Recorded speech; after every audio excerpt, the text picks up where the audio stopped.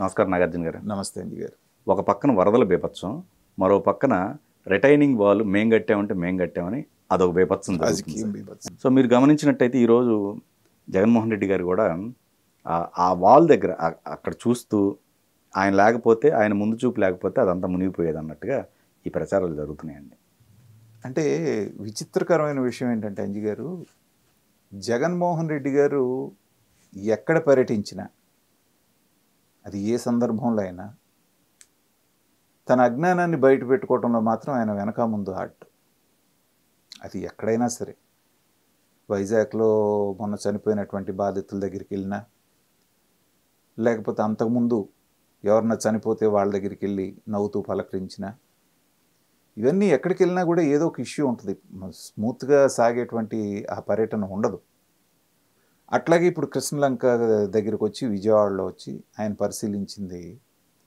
నిజానికి విజయవాడ వరదల్లో అతి ఎక్కువ డ్యామేజ్ జరిగింది ఎక్కడండి?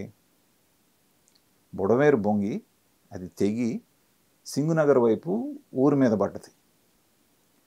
ఆ ఏరియాలో ఉన్నటువంటి దాదాపు 10-15 కాలనీలన్నీ కూడా జలదిగ్బంధంలో ఉండి, చంద్రబాబు నాయుడు గారు నిన్నటి నుంచి అర్ధరాత్రి వరకు కూడా అక్కడే ఉండి తెల్లవారుజాము వరకు ఆయన నిద్ర లేకుండా, ఇంటికి కూడా వెళ్లకుండా ఆయన పర్యవేక్షిస్తున్నాడు. అంటే మొత్తం మీద బాగా ఎఫెక్ట్ అయినటువంటి ఏరియా ఏదైతే ఉందో అది ఆ పక్క ఉంది. కానీ జగన్మోహన్ రెడ్డి గారు పర్యటించింది ఎక్కడ? కనకదుర్గమ్మ వారధి మీద నుంచొని ఆ రిటైనింగ్ వాల్ ఏదైతే ఉందో దాని దగ్గర నుంచొని పరామర్శించాడు. వాళ్ళ అఫీషియల్ దాంట్లో కూడా అదే రాశారు. కనకదుర్గ మన రిటైనింగ్ వాల్ దగ్గర నుంచొని కృష్ణానది ప్రవాహాన్ని పరిశీలిస్తున్నటువంటి మాజీ ముఖ్యమంత్రి జగన్మోహన్ రెడ్డి గారు. అంటే దాంట్లోనే రాజకీయం కనబడుతోంది. ఎందుకంటే ఈ రిటైనింగ్ వాల్ నేనే కట్టాను, వాళ్ళు ఎలివేషన్స్ ఎలా ఇస్తున్నారో మనం చూస్తున్నాం అన్నట్టు నుంచి. అసలు జగన్మోహన్ రెడ్డి గారు అనేటువంటి వ్యక్తి, ఆయన ముందు చూపు లేకపోతే అసలు కృష్ణలంక అంతా మునిగిపోయేది అనేటువంటి రకంగా ప్రొజెక్ట్ చేస్తున్నారు. అంటే వాళ్ళ ఉద్దేశం ఏంటంటే public memory is very short అనేటువంటిది వాళ్ళ నమ్మకం. దాన్ని ఎవరు మొదలు పెట్టారు, దానికి ఆద్యులు ఎవరు, అది ఎక్కడ దాకా పూర్తి చేశారనేటువంటిది విజయవాడ వాసులందరికీ తెలుసు. తెలుగుదేశం హయాంలో మొదలుపెట్టిన తర్వాత దాన్ని ఎంతవరకు తీసుకొచ్చి గద్దె రామ్మోహన్ రావు గారు ప్రత్యేకమైనటువంటి శ్రద్ధ తీసుకొని చాలా వరకు వాళ్ళ హయాంలో పూర్తి చేశారు. అయితే ప్లాన్ ప్రకారంగా అనుకున్నదంత వరకు, అంటే చివరి వరకు వెళ్ళడం అనేటువంటిది జరగల. కొంతవరకు అయింది పని. ఆ తర్వాత మిగిలిన దాన్ని అవినాష్ ఈ పార్టీలోకి వచ్చిన తర్వాత ఏదో వాళ్ళకి కొంతగా ఆ ఏరియా వాళ్ళకి పనికి వస్తుందన్న ఉద్దేశంతో మిగిలిన దాన్ని వీళ్ళు పూర్తి చేశారు. ఇప్పుడు అంత గతంలో కూడా చూసాం మనం. చంద్రబాబు నాయుడు గారు దిగిపోయిన తర్వాత చాలా కార్యక్రమాలు ఇంకొక 1-2 నెలల్లో పూర్తవుతాయి అనగా వాటన్నిటినీ రాజశేఖర రెడ్డి గారు వచ్చి రిబ్బన్లు కట్ చేసి నేను చేశానని చెప్పుకున్నారు. సో అదే వారసత్వాన్ని కొనసాగిస్తూ జగన్మోహన్ రెడ్డి గారు ఏంటంటే, ఆయనకి విజయవాడలో ఇంత దారుణంగా పరిస్థితులు ఉంటే ఆయనకి ఇంకెక్కడా ఏమీ కనిపించలేదు. కేవలం రిటైనింగ్ వాళ్ళు, కృష్ణలంక. దీన్ని బట్టే వాళ్ళ యొక్క మనస్తత్వం అనేటువంటిది అర్థమవుతుందండి.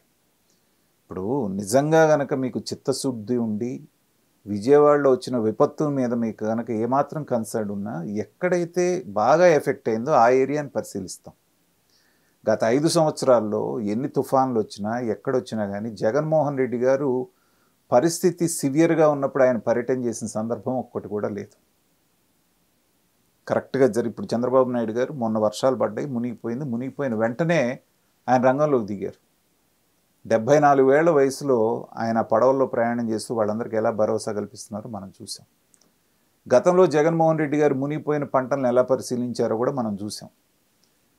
హైవే మీద, నేషనల్ హైవే మీద ఆ రోడ్డు మీద ఒక టెంట్ వేసి ఆ టెంట్లో ఈయన నుంచుంటే ఆ నష్టపోయిన పంటను వాళ్ళు అక్కడి నుంచి పీక్కొని వచ్చి పొలాల్లో నుంచి ఈయనకి ఇక్కడ చూపిస్తే అక్కడి నుంచి పరిశీలిస్తున్నాడు. అది ఆయన చేసేటువంటి పరిశీలన. ఇవాళ కూడా ఈ కార్యక్రమాన్ని కూడా ఏంటంటే జనంలో నవ్వులు పాలవటం తప్పితే, అంటే కృష్ణలంకలో ఉన్నటువంటి ప్రజలు మిగతా వాళ్ళందరూ కాదనే. మీరు మిగతా చోట్ల కూడా ఇటు వచ్చారు, బాగానే ఉంది, సరే అది మీరు కట్టుకున్నారని ఏదో దానికి మైలేజ్ తెచ్చుకోవాలన్నారు. తర్వాత కాస్త పైదాకా వెళ్ళొస్తే నష్టమే ఉంది. కాబట్టి నేను ఇందాక మొదట్లో చెప్పినట్టుగానే ఏ పర్యటన ఆయనది తీసుకున్నా అది జనంలో నవ్వులు పాలవటంగా తప్పితే రెండో విధానం అనేటువంటిది లేదు. మీకు మనసులో చిత్తశుద్ధి ఉంటే మీరు చేసే చర్యల్లో కూడా అది రిఫ్లెక్ట్ అవుతూ ఉంటుంది. మీరు వెళ్ళింది దేనికి? బాధితుల్ని పరామర్శించడానికి. కానీ అక్కడ చూస్తే ఏదో ఎలక్షన్ ప్రచారానికి వెళ్ళినట్టు ఈయన రాగానే ఎగబడి వాళ్ళు షేక్ హ్యాండ్లు ఇస్తూ ఉంటే ఈయన చిరునవ్వుతోటి వాళ్ళందరికీ చేతులు ఊపుతూ వెళ్ళటం అనేటువంటిది ఏదైతే ఉందో దాన్ని ఏమనుకోవాలి? ఎన్నో సంవత్సరాలుగా ఆయన మీద వస్తున్న విమర్శ ఏంటి? పరామర్శకి వెళ్తే ఎలా బిహేవ్ చేయాలో జగన్మోహన్ రెడ్డి గారికి తెలియదు. చనిపోయి శవం అక్కడ ఉంటే కూడా పక్కన వాళ్ళని నవ్వుతూ పలకరిస్తాడు, ఆ పక్కన ఉంటే వాళ్ళకి చేతులు ఊపుతాడు అనేటువంటిది విమర్శే కాదు, చాలా సందర్భాల్లో మనం చూసాం. అదే ఇవాళ చంద్రబాబు నాయుడు గారి మొహంలో కానీ మిగతా వాళ్ళ మంత్రుల మొహంలో కానివ్వండి, ఈవెన్ ఆడమనిషి అయినా కానీ అనిత హోమ్ మినిస్టర్, ఆవిడ తెల్లవారులు తిరుగుతూనే ఉంది. ఎక్కడైనా వాళ్ళు నవ్వుతూ ఉంటాం మనం చూసామా?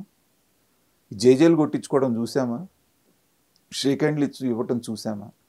కాబట్టి ఏంటంటే ఆయన తీరు అనేటువంటిది మారదండి. ఆయన తీరే కాదు, ఆయన్ని అభిమానించే వాళ్ళ తీరు కూడా మారదు. అది శ్మశానమా, శవం ఉందా, లేకపోతే వరదల్లో కొట్టుకుపోతున్నారా, వాళ్ళ పరామర్శ అనేది కాకుండా జేజేలు కొట్టడం, అక్కడ షేక్ హ్యాండ్ల కోసం ఎగబట్టడం, సెల్ఫీల కోసం ఎగబట్టడం అంటే ఏంటంటే దాన్ని ఎవరు నివారించాలి? మీరు అన్నట్టు అక్కడికి వెళ్ళిన నాయకులు లేరండి, కానీ విమర్శలు చేస్తున్నారు. విమర్శలు అదే ఫుడ్ వెళ్ళలేదనో లేకపోతే ఇంకోటి వెళ్ళలేదనో విమర్శలు చేస్తున్నారు తప్ప సరే అక్కడ గ్రౌండ్లో మీరు అన్నట్టు గ్రౌండ్లో ఎవరు కనపడలేదు. ఖచ్చితంగా నేను అనేది ఏంటంటేనండి, ప్రతిపక్షంగా మిమ్మల్ని ఎన్నుకున్నది ఎందుకు? ఊరికే వాళ్ళ తప్పులు ఎత్తి చూపించేసేసి మీరు ఇంట్లో కూర్చోమని, ఏసీ రూమ్లో కూర్చోమని కాదు కదా. వాళ్ళు గ్రౌండ్ రియాలిటీ, మీరు వెళ్ళి గ్రౌండ్లోకి వెళ్ళి అక్కడ ఎక్కడైతే తప్పు జరుగుతుందో, ఎక్కడైతే అందలేదో అది కదా మీరు నిలదీయాల్సింది. మీరు ఎంతసేపుడికి కెమెరాలు ఎత్తుకొని అమరావతి ఎలా మునిగిపోయింది, చంద్రబాబు నాయుడు గారి ఇంట్లో నీళ్ళు ఎంతవరకు వచ్చినాయి, లేకపోతే సెక్రటరియట్ దగ్గర ఎంతవరకు వచ్చింది, హైకోర్టులో నీళ్లు కురిసినాయా లేదా, ఇది కదా మీ ఇంట్రెస్ట్. దాని మీద కూడా కథనాలు నడిచాయి. నిన్న కూడా అమరావతిని భ్రమరావతినే వేస్తున్నారు సాక్షి టీవీలో. అంటే ఏంటంటే వాళ్ళకి అమరావతి మునిగిపోవాలి, ఇదిగో ఇక్కడ రాజధాని పనికిరాదు అనేటువంటిది. ఇన్ని దెబ్బలు తిన్నా కూడా, ప్రజలు ఇంత చీత్కరించినా కూడా, మీరు ఎక్కడైతే 2 రాజధానులు పెడతాను, మిగతా 2 రాజధానులు అమరావతి కాకుండా అన్న చోట కూడా మిమ్మల్ని ఎంత దారుణంగా పరాభవించారో తెలిసిన తర్వాత కూడా అమరావతి వద్దు, అమరావతి మునిగిపోవాలని కోరుకుంటున్నారంటే వీళ్ళని రాక్షస గణాలకు ఇంకేమంటామని చెప్పండి. రాక్షసుల మనస్తత్వమే కదా. సో ఇవాళ పరామర్శ కూడా అలాగే ఉంది. ఎందుకంటే జగన్మోహన్ రెడ్డి గారు లండన్ వెళ్ళిపోతున్నారు.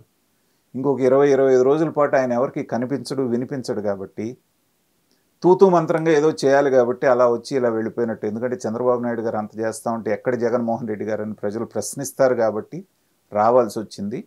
వచ్చారు, ఆయన షో అనేటువంటిది పూర్తి చేసుకున్నారు, వెళ్ళిపోతున్నారు. ఇంతవరకే. కానీ ప్రజల గురించి కానీ, ప్రజలు మీరన్నట్టుగా దిగువ స్థాయి నాయకులు ఎక్కడైనా వైఎస్ఆర్సీపీ వాళ్ళు కనీసం చేస్తున్నారా? అదే గతంలో తెలుగుదేశం పార్టీ అధికారంలో లేనప్పుడు కూడా ఇలాంటి విపత్తు ఏదన్నా వస్తే పార్టీ పరంగా వాళ్ళని ఆదుకోవడానికి ఎంత చేయాలో అంత చేసేవాళ్ళు. స్థానికంగా ఉన్న నాయకులను అందరినీ మీరు గతంలో కూడా గమనిస్తే, మన పాలకొల్లు ఎమ్మెల్యే నిమ్మల రామనాయుడు గారు, ఆయన నడుములోతు నీళ్ళల్లో కూడా ఇట్లాంటి వర్షాలప్పుడు మనం బియ్యం తీసుకెళ్ళి పంచడం చూసాం, వాళ్ళ అధికారంలో లేనప్పుడు కూడా. ఎందుకు? Corona example. కరోనా అప్పుడు ఎంత చేస్తే ఎగ్జామ్ అది కదా చేయాల్సింది. ప్రతిపక్షంలో ఉన్నప్పుడు ప్రభుత్వాన్ని విమర్శించండి, ఎందుకంటే ప్రతిపక్షంలో ఉన్నప్పుడు విమర్శించడం సాధారణం. కానీ ముందు ఆ ప్రజలు పడుతున్నటువంటి కష్టాల్లో మీ వంతు పాత్ర పోషించి, అది మాట సాయం కానివ్వండి, మనిషి సాయం కానివ్వండి, చేసిన తర్వాత మీరు ఏం విమర్శ చేసినా పర్వాలేదు. మీరేమో ఇంట్లో కూర్చొని చేసేవాళ్ళని విమర్శించడం అంటే వాళ్ళ యొక్క దివాళా కోరుతనాన్ని, వాళ్ళ యొక్క అజ్ఞానాన్ని బయట పెట్టుకోవడం తప్పితే ఇంకోటి కాదు. జగన్మోహన్ రెడ్డి గారు మరొకసారి తన అజ్ఞానాన్ని ఇలా బయట పెట్టుకున్నారని నేను అనుకుంటున్నాను.